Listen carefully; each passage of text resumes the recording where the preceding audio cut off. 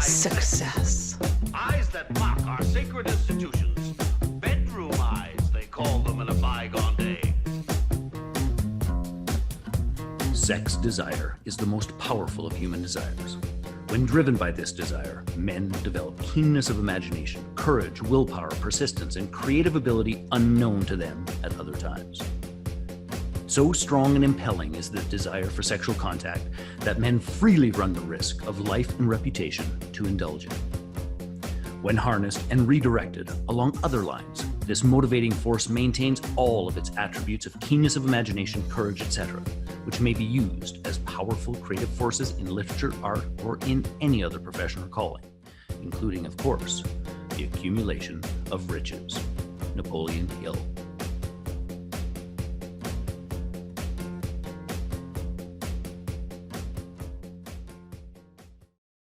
Hey there, peeps. This is Michelle Nedelec, and I'm so glad that you're here with us today because I have the most amazing guest, Amanda. Hello, Dr. Amanda. How are you? Hey there. How are you? I'm doing great. Awesome. So I'm super glad that you're here with us today. Thank you so much for your time. So give our peeps a 5,000-foot view of who you are and what you do. Ooh, that's a big one. That could take us a long time. My name is Amanda Barrientez. My company is NFA. I didn't ask if I could swear on your podcast, can I? Oh, you can. Well, we can swap out podcasts. So yes, you're more than welcome to drop all the F-bombs you want when we do the little blue pill for business. So we will just, we'll record for that one, then we'll edit for the other one. How's that sound? It works. I don't have to, but like my company name has a swear word in it. So I forgot to ask. Okay. So we're definitely doing the little blue pill then. You are good to go. Yeah. You're free for all. Okay. Awesome. Okay. Yeah. So my company name is NFA, No Fucking Around Money. And I work with coaches and online entrepreneurs. I help them heal their relationship to money so that they can charge what they're worth, get over imposter syndrome, fears, doubts, all the things that keep them really stuck invisibly. So often people think, oh, my business isn't working because I don't know the right ad to put out and I'm not doing my content right. And so they focus on all the details of their business instead of focusing on their mindset, their energy, their beliefs, their feelings around money in general, because that's going to affect your fears of sales, perfectionism, doubts, uncertainties, working really hard, not charging what you're worth, all those things. And so that's what I love to help online entrepreneurs work with. And so it started for me because I was on food stamps. So I was on food stamps and then built my business to 6 figures in the first year. And so, with that big, huge shift in the way that I was showing up in the world, I thought, oh my God, I want to help other people be released from the awfulness of victim-mindedness, survival fears, and really be able to build businesses that they enjoy. So that's the 5,000-foot view. That is awesome. So we will get to the pivot story and all the goodness of how you go from food stamps to going, hey, this is awesome. Life is good. Because I know a lot of people are there right now in that nasty, awful place of this sucks. I don't want to be here anymore. And I totally get it. And I know that there is a huge pivot point to being able to see things in another perspective. But before we get into that, love to know. So when you're working with people, like, who do you love to serve and support? What do you do with them? How does that look at it? So I work with any type of online entrepreneurs. I actually have worked with all kinds of entrepreneurs, could be brick and mortar, but mostly online entrepreneurs because that's the direction things are going these days.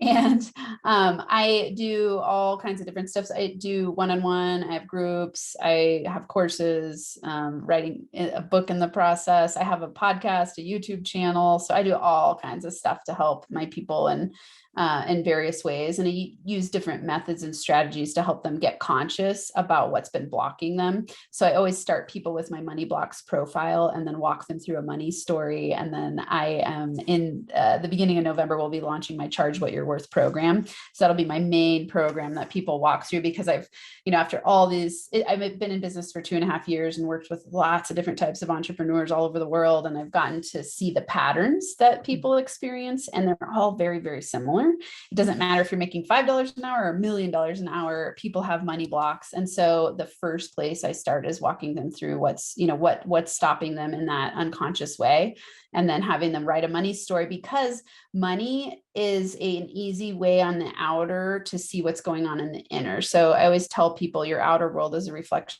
of your inner world. And if you don't like what you're getting on the outside, you got to start changing what's within.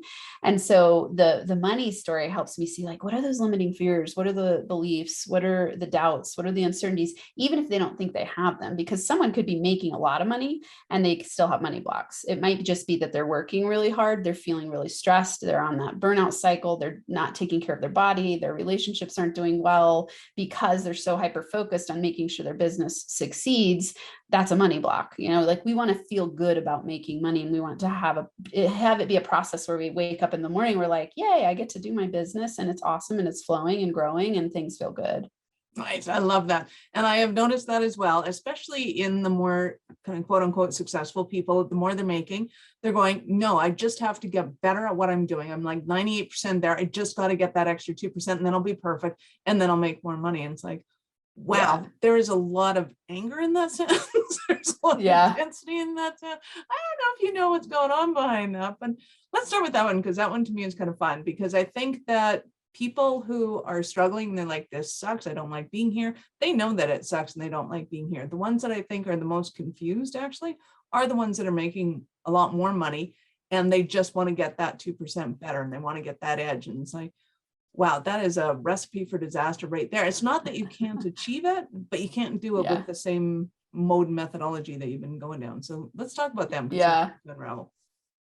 Well, what's interesting, what you just said, is they actually could achieve it and they could keep doing it with the same mode, but they're not going to feel good when they get there. The problem is, like, exactly, you're pointing out an entrepreneurial mindset, right? Like, the entrepreneurial mindset is like, I'm a high achiever, I'm a go-getter, I can do it, I'm resourceful, I can figure it out. And so you could spend your entire life striving for that 2% and you might get it. But the problem with it is that right when you get there, you've already in your mind predetermined the next 2% gain. And so you're always in that mode of being on the treadmill, right? Like, you never get off. And so you never get to enjoy the fruits of your labor, which means you're creating a cycle for yourself that just keeps going and going and going, because what you believe in is someone who has that operating is, I would say, as a money causes stress money block, or money is scarce. So it could be money is scarce, meaning it's never going to be quite enough. I've got to keep proving myself and I've got to keep getting to the next level, which means I'm going to keep going and going and going. So this scarcity mentality that it's never enough, I'm never enough, my achievements aren't enough. And then the money causes stress. You create a cycle for yourself where you set up a situation where you keep working hard. You believe that money is hard to make. And you go, like, I've got to stay in this constant mode of work, because if I stop, what will happen? And then you're never present in the moment to actually go, like, am I doing what I enjoy? Is this working? Am I present in the moment? And so it's always that be, do, have model. People have it the exact opposite. They go like, oh, once I have that, then I'll be happy, instead of going, I'm going to be happy in the now, and all the things will come to me that fulfill the happiness. Right. So one of the biggest scarcities that I've noticed is, if I quit hating what I'm doing, that means I have to quit everything that I've accomplished up till now and start all over again. What do you say to people that think that that's the only way out? It's fascinating to think about, right? Like, if I quit hating what I'm doing, I mean, first I'd say like, why are we doing things we hate, right? Because that's where the money is for most of them. That's what I've noticed, is they stick to what they hate, because that's where the money is at that point. Like, they get there. It's usually when they would come to me, and again, I haven't done this for years, but they would come to me and go, yeah, I just need to get that much better, because when I get that much better, then I can sell my business, quit, whatever. It'll be worth something then. And then I can go on to something that I love, because it's this all or nothing sort of thing that they got going on in their head. Yeah. That's what I found. Yeah, absolutely. I see it a lot. I mean, I mostly work with people who are really, they're more, I'd say, purpose driven, where they're like, I really want to create a business I love. But then there's that money block, like, I can't do what I love and make money, which is the exact same thing that's going on there, where you go, once I build the business I hate to the point that it's successful, then I'll do what I love. And I always tell people, you can't get what you want doing what you don't want to do. You can't have a successful, fulfilled life where you wake up in the morning and feel good if you're doing things you hate every day. Like it won't happen. You might be able to build the business to where it's sellable and you make a lot of money. And at that point, you have trained yourself for so long habitually to do things you don't like to do. You will likely do it again. And you won't be able to enjoy and relax into the money that you made from building the business anyway. And so it's always about coming from that place first of going like, am I enjoying what I'm doing? What am I building? Am I building myself a prison, or am I building myself freedom? Am I building myself a job where I wake up every day and I hate it? Or am I building myself joyful freedom every day and inspiration? And, it's like, I go like, we can't exchange our life energy, because it's our most precious commodity, for things we hate because we're miserable every day. And if you think about just frequency of the energy you put out there and the thoughts that you put out there, if you're in the frequency of constant hate and fear and anger and frustration and resentment, that's what you're putting out there. So you're making your job a lot harder. And when I say your job, you're making your work feel drudgerous instead of it being more playful and going like, oh, I get to play into building my business, instead of feeling like I'm pushing a boulder up a mountain at any point in time, it's going to crush me. I love that. So how do you transition from somebody from that? They're like, okay, I totally get it. I want to play. I want to have fun. How do I make money playing? It starts really small, because I like to remind people it's a habit. Like, you've created a habit around either being in a state of constant stress. Like a lot of entrepreneurs are addicted to stress. In fact, I'd say the majority of them are addicted to like working hard, being stressed, maxing the plate, always pushing. And so we got to retrain our brain in a new direction. Just like if, let's say, you go like, oh, I can't understand why I'm 200 pounds overweight when I eat 5 boxes of donuts every day. Same thing, right? You got to stop eating the donuts and start shifting your habits. It's the same thing with addiction to stress. You go like, okay, I want to have a more joyful life. It doesn't just like you wake up in the morning and all of a sudden you're like, I decided I want to have a more joyful life and everything's awesome. Instead, you take small steps. So I just tell people, to make an add drop list. So they go, what do I want to add? What brings me inspiration? What makes me feel good? What do I enjoy? Even in the current business you have or the current life you have, like write down anything. I don't care if it's like, I love binge watching my show at night, like write that down. You're still doing something that brings joy to you. Often that's just an escape mechanism, but let's say it brings you a whole bunch of joy. Keep doing that. Then you have a drop list and you write down everything that you don't enjoy, and you start to just do one thing at a time. Go like, okay, every day I'm going to choose to do one of those things on my add list that brings me joy. I'm going to do a little bit more of that. And I'm going to start to drop the things that I don't, until it becomes a habit. Then you add the next. And just like any habit formation, if you take on 50 things all at once, you're going to sabotage yourself pretty quickly. And so you just want to start small. You go like, what's one thing that brings me joy? I'm going to do a little more of that. And then the next day I'm going to do it. And you start to shift how you feel. And then you your tolerance level for pain that you've created for yourself goes down because you start to go like, oh, wow, I've created a miserable life for myself. This is my choice. No one's coming to save me from this. I've created my own reality. So I get to choose to do something different. I love that. And I love the addicted to stress thing. And I think people misinterpret that as in, I love the stress. Now, I'm not saying that you love the stress. I'm saying that, I'm going to repeat exactly what you just said, is that when they start to bring in too many things at once that bring them happiness, all of a sudden then they become overwhelmed by all the things that they have to do. And then they create stress out of too much happiness, which sounds really twisted and obscure, but it's that underlying quote unquote addiction that we need to create the stress. And we don't get that it's us creating that, not the universe around us that does it. So it's like, what do you do when you're not doing anything? Where you're just sitting there staring at beige paint? Like, and then what happens? And it's when they start freaking themselves out that I should be doing something. This isn't right. I like all that stuff that happens in that moment. Talk to me about that, because I don't think any of these people actually sit down and stare at beige paint. They should. Yeah. Well, no one wants to consciously go like, wake up in the morning and go like, I can't wait to be stressed out today. Right? Like, yay, I aspire to feel like crap all day. It doesn't work that way. That doesn't work.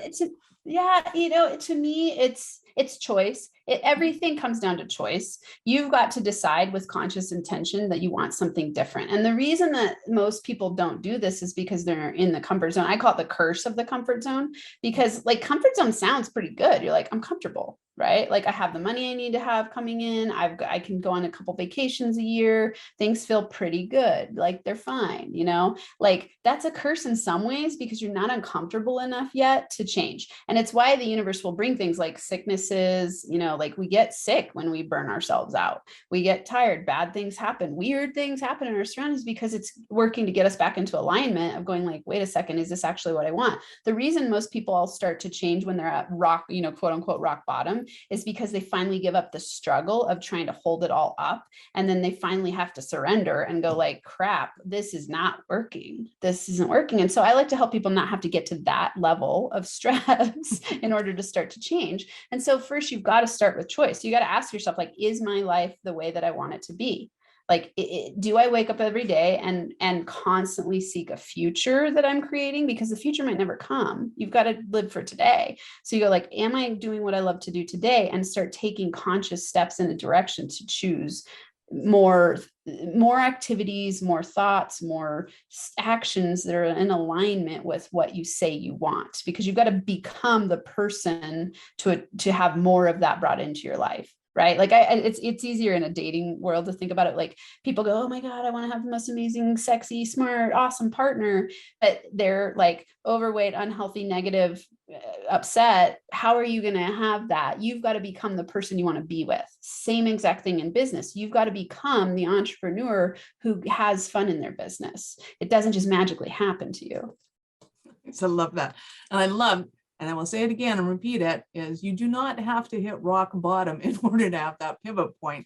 It's just taking those small steps, well, knowing where you want to go and taking those small steps towards it. And not necessarily where you want to go in the full picture of what do I want to be when I grow up. Just, you know, what does happiness look like? What does stress-free look like? What does flow look like? You know, wherever you're at and whatever you can see, as opposed to being in that illusion of hate, misery, all this stuff that's been created. Yeah. You know, Michelle, a really simple question you just made me think of too is just to ask yourself, like, how do I feel today? Like, do I feel good today? Adding the word today, like, do I feel good today? And if you don't, then you know that, you know, using that a very simple assessment tool, like, oh, well, what do I need to change, you know, today, instead of 6 months down the road at the goal point that I have set for where my business will be then, because I promise you, when you get there, you'll just set another goal that will have you continuously, like we're talking about, addicted to stress. And I like that you said, you know, people think that addiction piece is really important because it's an unconscious addiction. It's like being overworked is actually really praised in our society. Like people think it's a good thing to always be busy and to constantly be pushing and to always be achieving something next, because we have a society that's full of people that feel like they have to prove themselves. So the way that we've set it up is like, prove yourself through super hard work. And, you know, if you're lazy and relaxing too much, you don't have as much value in the same way, and people don't like that. So it doesn't feel good to relax, and we've trained ourselves not to relax. And when I say relax, you know, obviously entrepreneurs aren't going to switch from a mindset of like, I'm a go-getter, I love building my business, to like, I'm going to sit on the couch and do nothing all day. The thing that I want people to experience and that I help people with is helping them have the freedom to choose, you know, so they go like, oh, I have enough money flowing in that I feel good and I get to make my choices are expanded. So, you know, time and money freedom is what we really all want, because it gives us a feeling of peace and fulfillment and ease and joy and flow and relaxation. I just love that. So give us a Cinderella story, an example of somebody that you've worked with went from they didn't like to what they loved. You know, I would say for most people, they are on the path to doing what they're doing what they enjoy, and then they get bogged down in the details. So I mean, it's every person I've worked with. So it's like they come to me and they go like, I'm making money in my business and I'm super stressed out and I'm constantly in fear. So I do polls of all the people I work with, and I have a quiz that I have people go through, and it's like there's been over 1,000 people in there. 75%, the majority of people say that they spend 75% of their day worried about money. And that could be like, they're worried it's not going to make enough. They're worried that it's going to go away. They're worried that something bad will happen in the environment and then it'll shift. I mean, it's just like a constant place of worry. And so it drives them. And even if they think, well, I'm not really worried about money, when you really pick into it, they start to go like, well, they're worried about retirement. So they might not actually say I'm worried about money now in my business. But the reason that they're striving for that extra 2% is because they're like, oh, someday when I retire, I'm worried about having enough. So it's always tied to that. So, the Cinderella stories are the people that like break through and they go, oh my God, I actually can enjoy my business in the moment and I can build it over time. And I can see that it's a love affair for the long term, right? Like your business is not an overnight success. If you're a person who steps into business and you, let's say you've built several successful businesses and you have a huge network, you could be like the quote unquote overnight success because you have the systems in place and you have the knowledge and you have the network. You might be able to build a business pretty quickly. Most people who are starting businesses, they're learning a lot. That's a huge learning curve. And so learning to know that the process is going to take some time. And so I always tell people like patient, productive action. You've got to be consistent, strategic, patient, and commit and then recommit every day. So those Cinderella stories are the people who go like, oh my God, I just feel so much more relaxed in my day. And you see them smiling. Like, it's like when I work with my clients and I see them go from this, like you can feel the stress, they're stressed, they're overwhelmed, they're undercharging, they're working way too much, to going like, oh my God, I created a program that I really enjoy. And I have people coming into it. I can see that it's growing. I feel really good. There's no such thing as like, oh, you go from like, I'm barely making any money or making some money to like, oh, all of a sudden I'm making $1 million. It doesn't work. I think that, media has shown us a lot of false stories and people get that idea in their head. They're like, oh, that's what I can do. And if I'm not doing it, I'm not good enough or I'm not smart enough or it's not going to work. And I think that that's a myth that needs to be debunked. We go like, building a business is like raising a newborn. Yeah, absolutely. I love that. Absolutely it is. Okay, so what are some of the stumbling blocks that somebody might be having right now and they're thinking, oh my God, Amanda, I need you so badly? I would say the symptoms of not charging what you're worth, of not making fun, easy money in your business is you feel burnt out, you feel stressed, you feel uncertain about the future. You could feel resentful toward the people you're working with. If you wake up in the morning and your first thought is like, those are some symptoms. If you're things like perfectionism, like if you're hyper tweaking your website 1 million times and you think when I get it just right, then I'll release the program, those are symptoms. The imposter fears, like, is it good enough? Oh, everyone else has done this before. Why, like what's special about me? Have I run out of time? Maybe it's too late.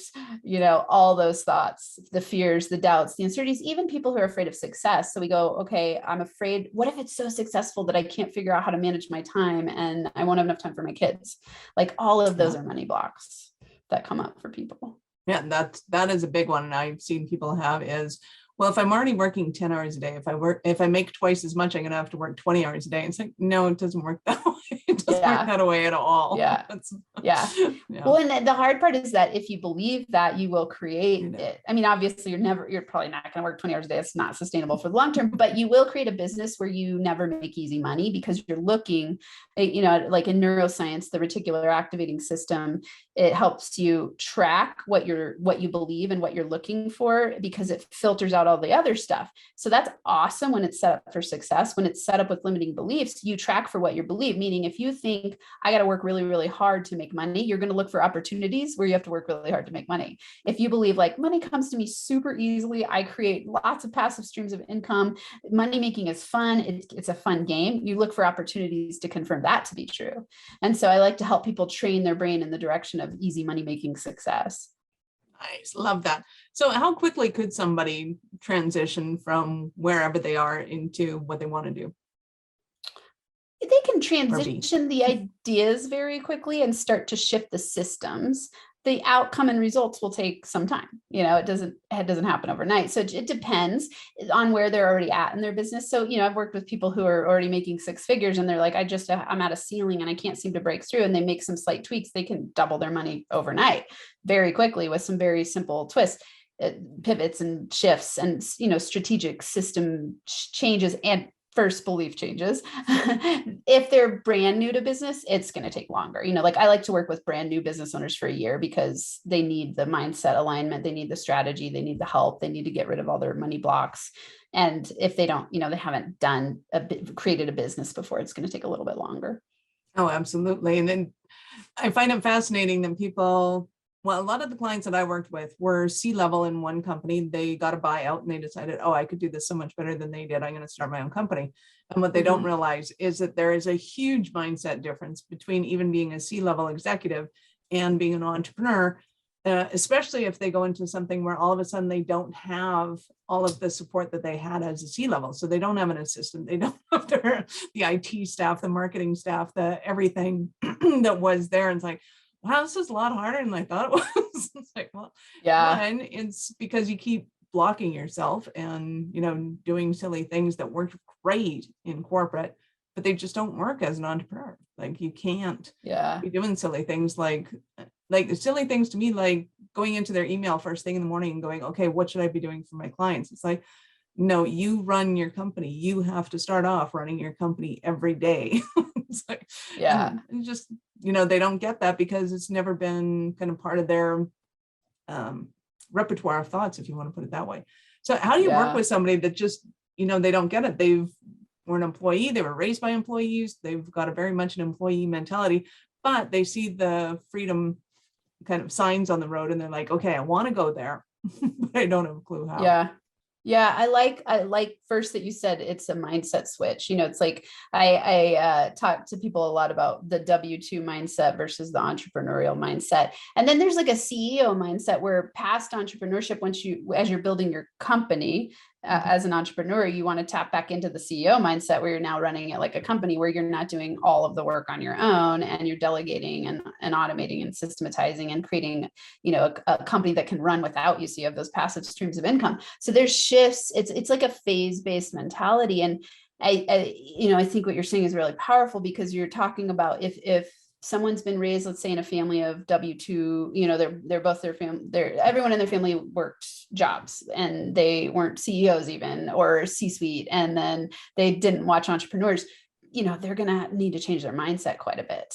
And so it's just training your brain. So, when I was on food stamps, I was super stuck, super scared, thought that I could never change. And then I had someone help me realize, a coach that was like, well, you don't have wealth building on your value system. And I was like, oh, you can just do that? Like, oh, I didn't know that. I thought like wealthy people were like magical unicorns or something, And so I started to read everything I could about money. And I started to implement when I was learning. I was like, oh, money making is just a skill set. Becoming an entrepreneur is a skill set, and it's training your brain habitually over time. And every time you notice yourself going back to old ways of thinking, like, oh, like the fear, I think a lot of the fears that come up for people that go from like a salaried position to entrepreneurship is like the security of the paycheck. It's like the benefits are gone, the security of the paycheck are gone. Now it's my job to schedule my day out completely. Like there's some big shifts that you make. And so you just do it strategically over time. One of the things I also like to help people with is transitional mindsets and transitional leaps. It's like, you don't just go from like, oh, I'm a C-suite executive to like, I'm going to take a leap and be an entrepreneur overnight. And I'm going to create an income that fulfills the C-suite income in a couple months because, I'm a badass in my current company. Like I like to have transitional plans because when you take a leap without, you could do that. Let's say you had a ton of savings. You could do that. Still, it's going to take you a while. So I don't like to put people in positions where they're like deer in the headlights, fears get triggered because then you can't take any action. That's when you start to get into analysis paralysis and just such an intense state of fear, even if it's unconscious, that you're going to have a hard time. Then the boulder gets heavier and bigger that you're pushing up the mountain. I like people to be like, let's roll the boulder down the hill instead of pushing a giant mountain up a mountain. That's awesome. Let's talk about transitional change for a second, because I love that, because I think a lot of entrepreneurs get stuck in the fantasy of quantum leaps, which do happen, and I get that, and that's awesome. But in that whole thought process, they get stuck in the get rich quick mentality, which I have seen be one of the most devastating mindsets that people can have is, I'm just going to get rich quick. And everything they go to tends to be either Ponzi schemes or like it's brutal to see them go down that path. What have you noticed as far as the ones that just want to have those quantum leaps of, I want to go from broke to $1 million in the next 3 days? Yeah. The biggest problem that happens for people with that mentality, and I agree with you, it's like microwave mentality, overnight success, get rich quick type of thing, is that they feel very disappointed when it doesn't happen, and then they give up too fast. James Clear in Atomic Habits, he has this really cool chart, and he sourced it from someone else, and I don't know the name of the original scholar, but it's like this really cool curve, and it's called the Valley of Disappointment, and he explains it about when we're making change. So it's like people think it's supposed to be a straight line curve, like, oh, I start here and I get to point Z and it's all just straight line up and awesome. Actually, at the beginning of anything new, it's the Valley of Disappointment. I like to call it the Valley of Despair. I think it's even more powerful, and how it works. People, they put their money in, they put their time in, they put their energy in, and they actually have a downward for a while. Like, it's scary. They learn new parts of themselves. They're stepping out of their comfort zone. They're going to get a lot of unconscious backlash because it triggers the survival threat of like, I don't know what I'm doing. I'm completely uncomfortable. And so you start to get pulled back. You start to get, your fears get increased. Everything that is holding you back increases. And even, let's say that you can combat that fear. You're still going to be putting money, time, and energy in before you see the ROI in the very immediate. And so you get almost a dip, right? So it's a downward curve, and then it starts to go up. And then when you stay in the game long enough, it's an exponential upward. I like to think about growth as an exponential upward spiral. So we're never ending our growth cycle, and you're going to keep going through that spiral over and over and over again as you take the quantum leaps. It's just not point A to point Z like people think it is. And so when people get stuck in that, it's like, hey, let's have a reality check. Are you really dedicated to doing something for the next 3 to 5 years to make it successful? How much money do you want to invest? How much money are you willing? How uncomfortable are you willing to be? How much stress do you like? What's the eustress zone where you're not too stressed out but you're challenging yourself enough? And so, it's like asking those questions and getting really clear, like, okay, then what's the appropriate transitional plan for you given your certain context, your specific context? Nice. I love that. So I know that our listeners are going to want more from you. So how do they start their journey with you? There's so many ways. I would say definitely take the Money Blocks profile. It's 2 minutes or less. They'll learn their top money block, and then they'll learn a ton about themselves and how they think about money. So if they go to moneyblocksprofile.com, 2 minutes, really easy, really fun. People love it. They'll get a download of information, all that kind of stuff. And then everything else is on NFA Money. So if they go to nfamoney.com, I've got a podcast. I've got all kinds of resources. Pretty soon, I don't know when this will be released, but once I have my, the Charge What You're Worth program launching on November 1st, at the time of this recording, that'll be November 1st, 2021. So if they're listening to it after that, it'll be there and they can work with me. It's a really fun program that digs into all of these fears, these doubts, these uncertainties, any money blocks, helping them up level where they're at. So they don't have to have burnout and feel stressed. And I want people to succeed in their businesses and feel good, and know that it's your business is your baby. It's a long-term developmental process. Like, let's do it where it feels good. And you get to wake up every day and be like, yeah, I love my life. Awesome. And as every parent knows, you're going to have good days and bad days. Yes. But when you start to, resent having had kids in the first place, it's time to go and see somebody that can help you with that stuff. Because business is awesome, people. To me, it is the ultimate in being able to discover who you are, what you're made of, and how to go out and rock the world. So don't give up when it gets down. Just go and talk to Amanda because she's awesome. Awesome. So I have to ask you this. At what point in your life did you know that you were a special kind of crazy enough to think that you could become an entrepreneur? I have a long entrepreneurial journey story. I really thought I would never be an entrepreneur because my parents are serial entrepreneurs, and I watched the up and down cycles of it. And then my ex-husband was an entrepreneur. We went bankrupt. I've had, I was always like, I'm never going to be an entrepreneur, which is why I went back to school, because I thought, oh, I'm going to get my PhD. And that's like the most secure job you can possibly get, I thought. And, as I was working my way through grad grad school, I saw the stress that the professors were under. And I was like, oh God, I'm going to have to move. I'm going to get paid 50 grand a year to work my ass off. This is not what I want. I'm never going to pay off my student loans. And so for me, it was the gift of coaching. I started seeing all the podcasts I listened to where I was listening about wealth building were done by coaches. And I was like, this coaching thing is kind of cool. Like you get to teach and make money and help people like unlimited amounts of money. And I just started following all of the coaches that were really successful. And I was like, I could do this. Like if they can do it, I can do it. And so I decided to go for it. And now, looking back, I go, oh, I could never work for someone else. Like I'm not employable because I'm way too strong-headed and I'm way too, I love my time freedom. Like right after this podcast, my daughters are coming over because it's my oldest daughter's birthday. We're having lunch and hanging out for brunch for hours. I'm like, I created a life where I get to have a lot of freedom and schedule my day. I travel a lot. I can do my business from anywhere and my life is very flexible. And so now I've got the entrepreneurial bug.